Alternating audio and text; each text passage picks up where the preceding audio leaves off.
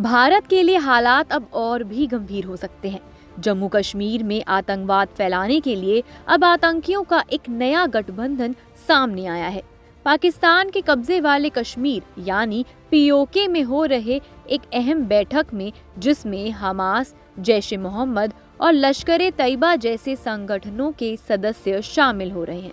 भारत की सुरक्षा एजेंसियां अब अलर्ट हो गई हैं। इस बैठक का आयोजन Kashmir solidarity and Al Aqsa flood नाम से किया जाएगा, जिसमें हमास के प्रवक्ता खालिद कदूमी का भाषण भी होगा। आतंकी संगठन हमास, जो फिलिस्तीन में आतंकवादी गतिविधियों के लिए जाना जाता है, अब पाकिस्तान के साथ मिलकर जम्मू कश्मीर में अपनी जड़ें मजबूत करने की कोशिश कर रहा है। इससे साफ है कि पाकिस्तान अब कश्मीर मसले को और अंतर्राष्ट्रीय बनाने की कोशिश में जुटा हुआ है, ताकि वो इसे फिलिस्तीन के संघर्ष से जोड़ सके। बता दें कि हमास का सक्रिय होना भारत के लिए एक बड़ा खतरा साबित हो सकता है।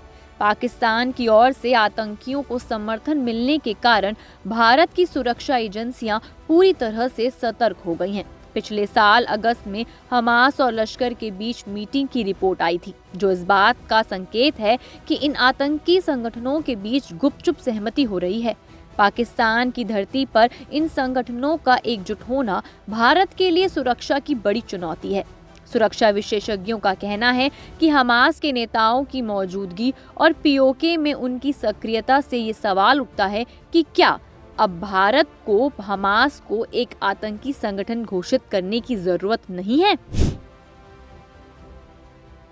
हालांकि भारत सरकार ने अब तक हमास को एक आतंकी संगठन घोषित नहीं किया है, जबकि इजरायल ने कई बार भारत से ये मांग की है कि वो हमास के खिलाफ कड़ी कार्रवाई करे।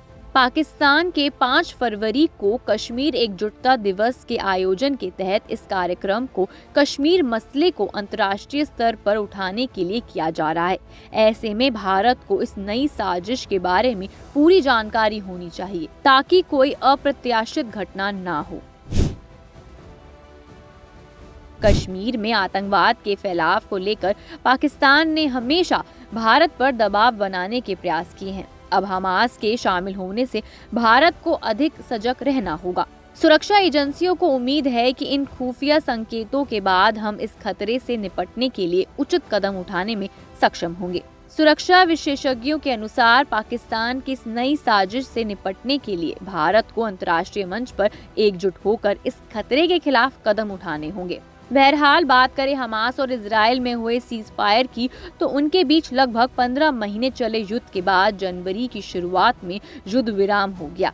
सीज फायर के बीच Israeli PM Benjamin Netanyahu America पहुंचे हैं। डोनाल्ड ट्रंप के राष्ट्रपति बनने के बाद ये किसी विदेशी नेता की पहली यात्रा है। इस दौरान एक संयुक्त प्रेस कॉन्फ्रेंस में ट्रंप ने एक बेहद विवादित बयान दिया है।